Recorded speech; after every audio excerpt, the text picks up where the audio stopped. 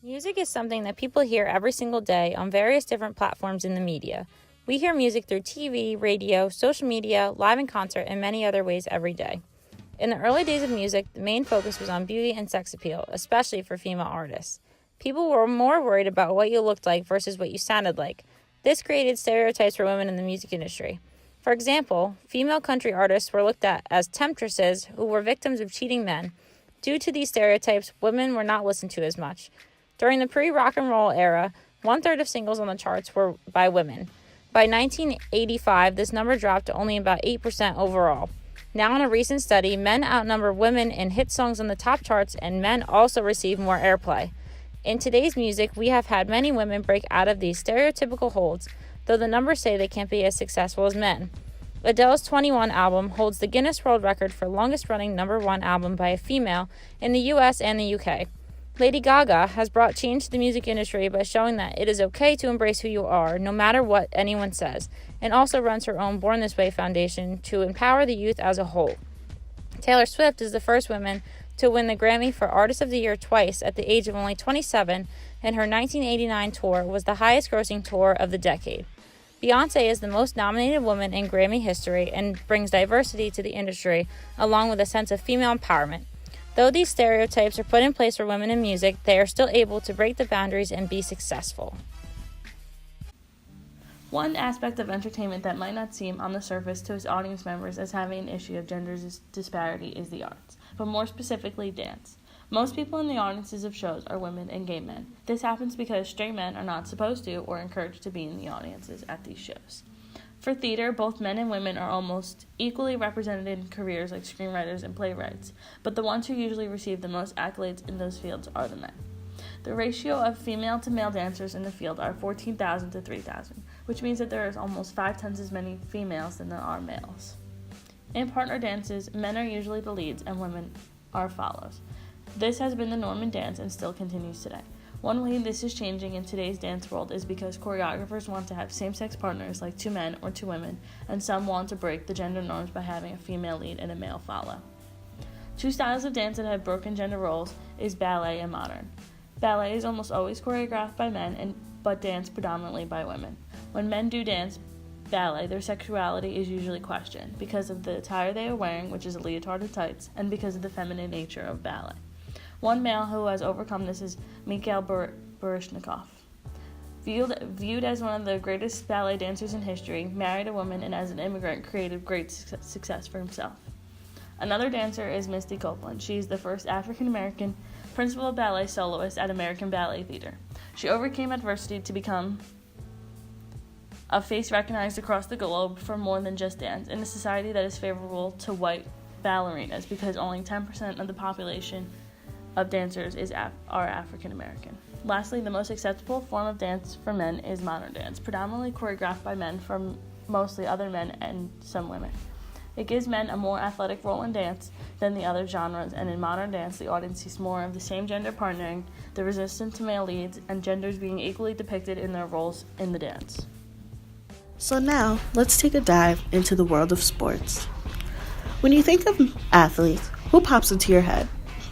LeBron James, Aaron Judge, Wayne Gretzky, Usain Bolt. But what about WNBA players? Female soccer players? Female boxers? Very few, I would guess.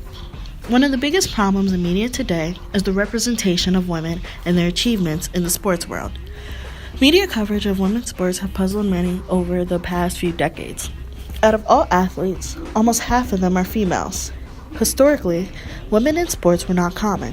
It was not until the 1900 Olympic Games that we began to see women participate. Even further, Title IX of the Education Amendments of 1972 also served as a way for women to participate, as they could no longer be discriminated against due to their sex. Since then, female athletes in elementary school and all through college have risen greatly. Sports like softball, tennis, soccer, lacrosse, and rugby have made women out to be very athletic and highly talented people. And to many, it seems as though women are getting a lot of recognition for it. But if this was true, then how come only 4% of media coverage is of women in sports? Male sports account for almost 94% of media coverage, and their overrepresentation in the media has created the stereotype that sports is a masculine activity. Take games like the NBA Finals, the Super Bowl, and the World Cup, for example. These sporting events are treated like holidays, as an excuse for people to get drunk and throw parties, and in the media, these games are played on almost all channels. How come this doesn't happen when the WNBA Finals or the Women's World Cup comes on? ESPN, a televised network that covers sports 24/7, only dedicated 2% of their coverage to women in sports in the past year. Female athletes like Heather Hardy, Serena Williams, Christy Rampone, and Allison Felix, some of the most well-known female athletes in the United States, still have not received as much coverage as men, even though they have contributed greatly to their respective sports, broke many records, and in some cases have beaten out men in the rankings. To answer the question, would this ever change, is difficult as it depends on society and the media. If women coverage increased over the next few years, so would the increase of sports participation of little girls. They would have someone to look up to, and who knows, they might just be the next big soccer star or tennis star. Throughout pop culture history, different women have broken barriers to be known as pop culture icons.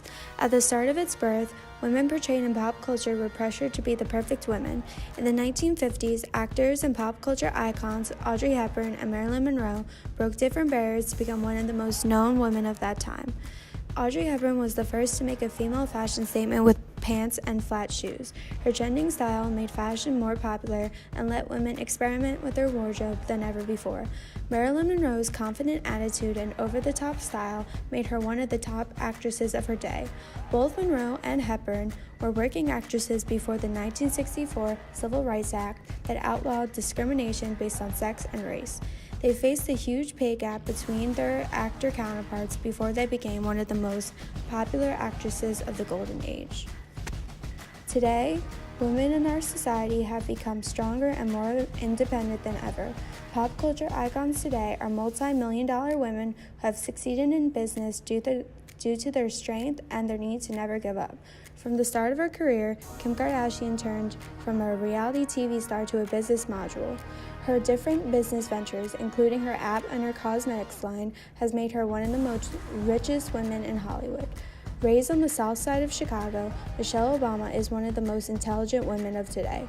After studying at 2 Ivy League schools, including Princeton and Harvard Law, she spent her early years working at a law firm. Once Barack was elected, Michelle spent her time focusing on making sure all girls can have the right to an education.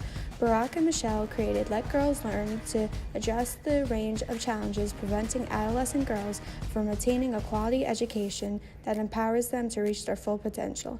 Each of these women have broke down major barriers to let every woman, no matter their size, reach their full potential.